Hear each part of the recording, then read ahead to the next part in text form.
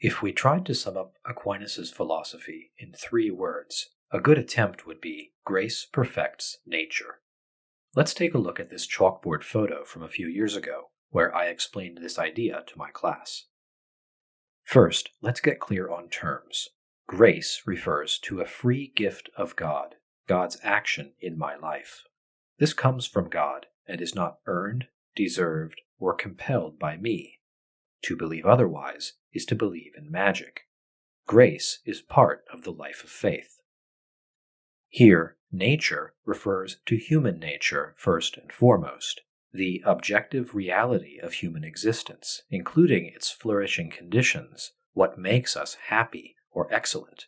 We can know quite a lot about human nature by using reason and philosophy to form and evaluate arguments about what human happiness is and how to attain it. We have seen that process at work in the writings of Plato, Aristotle, and Boethius.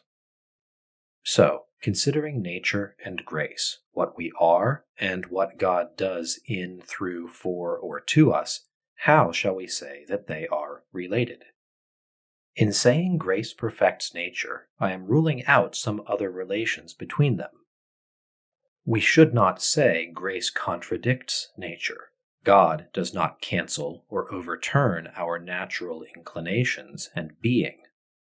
We should not say grace replaces nature. God's action in our lives does not elevate us to a new and totally different level of being, where none of the old rules apply. And we should not say that grace is the same as nature, just another name for the same principles and activities. Instead, grace perfects nature.